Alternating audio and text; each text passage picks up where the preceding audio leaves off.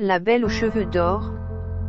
Il était une fois une princesse si belle, qui a de beaux cheveux blonds, qu'on l'avait surnommée la Belle aux cheveux d'or. Un puissant roi voisin envoya son favori, le chevalier Avenant, chargé de riches présents, pour demander la princesse en mariage. Avenant partit pour son ambassade. En côtoyant le bord d'une rivière, il aperçut une carpe qui avait sauté sur le gazon, et qui allait périr. Avenant en eut pitié et la rejeta dans la rivière. Le lendemain, en cheminant, il vit un corbeau poursuivi par un aigle énorme qui allait le dévorer. Avenant prit son arc et visa si bien qu'il tua l'aigle. Le corbeau en fut quitte pour la peur et s'envola. En passant dans une forêt, il vit un hibou qui se débattait en poussant de grands cris. Il s'était laissé prendre dans un filet. Avenant prit son poignard, coupa le filet, et rendit la liberté au hibou. Arrivé au but de son voyage, Avenant remit à la princesse les présents de son maître. La princesse dit qu'elle n'épouserait le roi que si Avenant pouvait retrouver une bague d'un grand prix qu'elle avait laissée tomber dans la rivière. Avenant se désolait, désespérant de jamais pouvoir retrouver la bague de la princesse, lorsque tout à coup son petit chien Cabriole, le tirant par son manteau, lui fit signe de le suivre, et il le conduisit au bord de la rivière.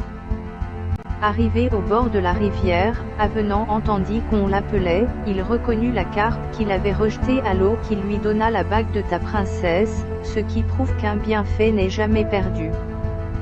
La princesse, enchantée d'avoir retrouvé sa bague, le remercia, mais, par un nouveau caprice, elle déclara qu'elle n'épouserait jamais le roi si Avenant n'allait pas tuer le terrible géant Galifron, son ennemi, et qu'il fallait lui apporter sa tête. Avenant partit donc pour combattre le géant. Bientôt il le vit venir de loin, et chacun de s'enfuir au loin. Avenant tremblait, mais il s'avança bravement vers le géant, qui se mit à se moquer d'un aussi faible adversaire. Avenant tira son épée, et le géant, levant sa terrible massue, crut qu'il allait le broyer du cou.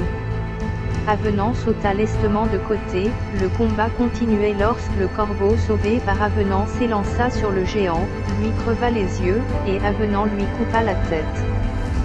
Avenant, vainqueur, apporta l'effroyable tête du géant à la princesse, qui lui dit qu'elle n'avait plus qu'un seul désir à former, mais qu'il fallait absolument qu'il allât lui chercher la fiole d'eau de beauté qui se trouvait gardée dans une grotte enchantée.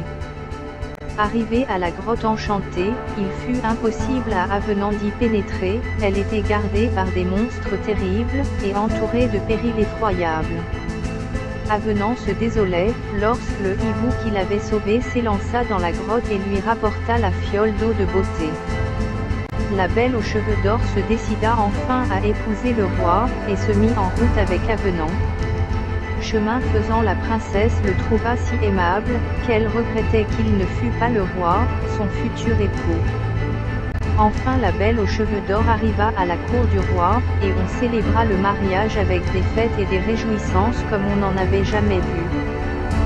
Cependant tous les courtisans, jaloux de la faveur dont Avenant jouissait près du roi et de la reine, insinuèrent au roi que la reine aimait Avenant. Le roi, jaloux et irrité, le fit enfermer dans une tour. Il arriva un jour qu'une chambrière cassa la fiole d'eau de beauté, qui était conservée soigneusement. Cette fille mit à sa place une autre fiole semblable, qu'elle avait trouvée dans la chambre du roi, mais cette fiole contenait un poison très violent. Le roi, voulant un peu se rajeunir, prit la fiole et s'en frotta le visage, mais aussitôt il tomba raide mort. À peine le roi fut-il enterré que la reine courut à la tour où gémissait Avenant, et lui dit, « Venez Avenant, soyez mon époux, et vous serez roi. » Avenant fut enchanté, car il aimait la reine. On fit pour la noce des fêtes comme on n'en verra plus jamais, et ils vécurent longtemps heureux.